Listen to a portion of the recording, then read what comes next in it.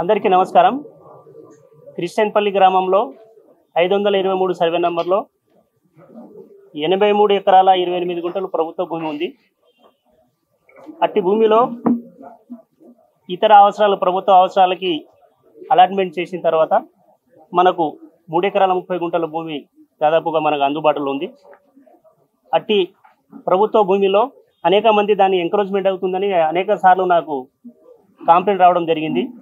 ఆ కంప్లైంట్లో పరిశీలన నిమిత్తం మా టీమ్స్ అందరూ, మా ఆఫీస్ టీం అందరూ కూడా వెరిఫై చేయడం జరిగింది. అక్కడ దాదాపుగా ఒక 70 ఇళ్ళు అంటే నా తాత్కాలిక నిర్మాణాలు టెంపరీ స్ట్రక్చర్స్ ఏర్పాటు చేసి వాటిని అన్నిటి కూడా లాక్ వేసుకొని ఉండడం జరిగింది. వాటిని వెరిఫై చేసినాము. అక్కడ ఎవరు కూడా నివాసం కూడా ఉండటం లేదు. కాబట్టి దానికి నిన్న పోలీస్ శాఖ, మున్సిపల్ శాఖ, రెవెన్యూ శాఖ ముగ్గురు కలిసి కోఆర్డినేట్స్ తోటి నైటు అక్కడ అవన్నీ కూడా డిమాలిష్ చేసడం జరిగింది. కావున ఉన్న అవసరం మీకు తెలియజేస్తున్నాం. 3 ఎకరాల 30 గుంటలు దాదాపుగా, అంటే వాగు ఉంది, దాంట్లో వాగు అంతా తీసేసి దాదాపుగా 3 ఎకరాల 30 గుంటలు మనకు ప్రభుత్వ భూమి మిగులుబాటు ఉంది. అక్కడ దాంట్లో ఈ ఎంక్రోచ్మెంట్స్ అవుతున్నాయి అనేది మన కంప్లైంట్స్. వాటిని అన్ని కూడా ఇప్పుడు ఏదైతే కన్స్ట్రక్షన్స్ ఉన్నాయో వాటి దాంట్లో కూడా ఇల్లీగల్ కన్స్ట్రక్షన్స్ ఉండొచ్చు. వాటిని కూడా వెరిఫై చేసి నెక్స్ట్ వాటి మీద కూడా చర్యలు ఉంటాయి. ఇప్పుడు ఏదైతే మనకు క్లియర్ కట్గా ఇది ఇల్లీగల్ అని మేము తేలిందో వాటికి 70 ఇళ్ళ దాకా, అంటే ఇల్లు కూడా కాదు, జస్ట్ టెంపరీ స్ట్రక్చర్స్ తయారు చేశారు. అక్కడ ఎవరు కూడా నివాసం లేరు అక్కడలో. కాబట్టి వాటిని అన్నిటి కూడా నిన్న తొలగించడం జరిగింది. అంటే ఇప్పుడు మీరు ఏదైతే మనం రిమూవ్ చేసామో అక్కడ ఏది కూడా పట్టా సర్టిఫికేట్ ఇచ్చిన వాళ్ళు ఎక్కడ లేదు. నేను ఒకటే చెప్తున్నా, ఈ 70 ఇళ్ళు ఏదైతే మనం డిమాలిష్ చేశామో వాటికి ఎవరికి కూడా పట్టా సర్టిఫికేట్ ఇచ్చినట్టు లేదు. అవన్నీ వెరిఫై చేసిన తర్వాతనే టీమ్స్ 2-3 సార్లు వెరిఫై చేసిన తర్వాత అక్కడ నివాసం ఉన్నారా లేదా, అవి టెంపరీ స్ట్రక్చర్స్ అని డిసైడ్ చేసుకున్న తర్వాత అది వాంటెడ్లీగా చేసిరని కంక్లూజన్కి వచ్చిన తర్వాత మాత్రమే ఈ డిమాలిషన్ అనేది స్టార్ట్ చేసి, కొంతమంది మాఫియా తయారు చేసుకొని వాళ్ళు అక్కడ మీరు కట్టుకోండి అని చెప్పి వాళ్ళతో కొంత డబ్బులు కూడా తీసుకొని వాళ్ళకు అమ్మడం లాంటివి చేస్తున్నారని కూడా మా దృష్టికి వచ్చింది. వాటి మీద కూడా చర్యలు తీసుకుంటాం. వాళ్ళని కూడా ఎవరెవరు అనేది కూడా వెరిఫికేషన్ నడుస్తుంది.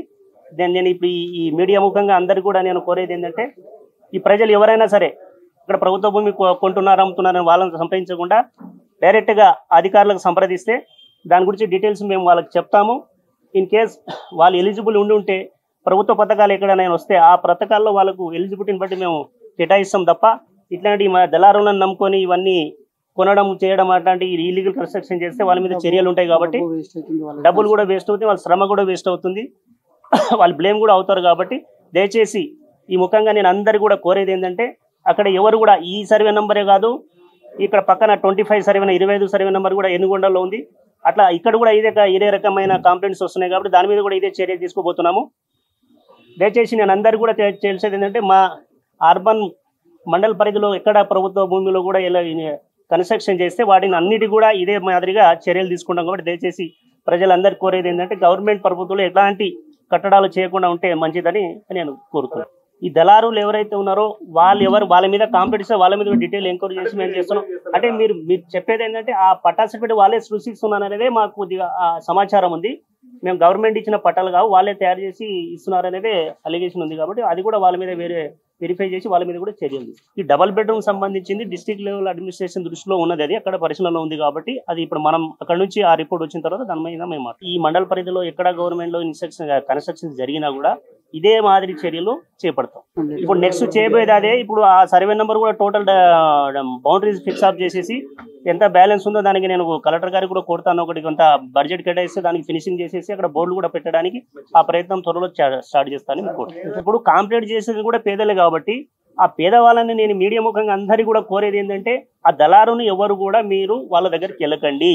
మీకు ఏదైనా అవసరం ఉంది, మీరు వాస్తవంగా ఎలిజిబుల్ ఉన్నారు, మీకు హౌస్ సైడ్ కావాలి అని అప్లికేషన్ ఆధార పెడితే, ఇప్పుడు కొత్త గవర్నమెంట్ వచ్చిన తర్వాత స్కీమ్స్ ఏదైతే వాళ్ళకి ఎలిజిబిలిటీ ఉందో దాని ఎలిజిబిలిటీ ప్రకారంగా మేము ప్రపోజ్ పెడతాం, వాళ్ళకి మేము పట్టాలు ఇస్తాం.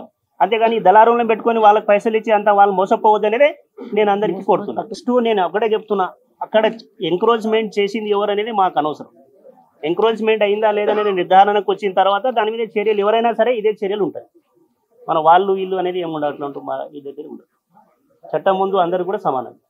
ఇప్పుడు అదే కదా, ఈ పట్టా సర్టిఫికేట్లకు సంబంధించిన ఫిగర్ మేము డీటెయిల్గా వెరిఫై చేసి మీకు ఆ ఫిగర్ చెప్పగలుగుతాము. కాకపోతే మాకు అక్కడ ఉన్న ఏరియాని మాత్రమే మేము డెమార్కేషన్ చేయడం జరిగింది. దాంట్లో ఏమేమి కేటగిరీస్ ఉన్నాయనేది మాత్రమే మీకు ఫిగర్ చెప్పాము. ఆ డీటెయిల్ కూడా మేము తీసుకున్న తర్వాత మీకు సమాచారం. అంటే నివాసం లేని టెంపరీ స్ట్రక్చర్స్ అంటే అది వాంటెడ్లీగా టెంపరీ స్ట్రక్చర్స్ అని క్లియర్ కనిపిస్తుంది మనకు, కాబట్టి వాటిని తీసేస్తాం.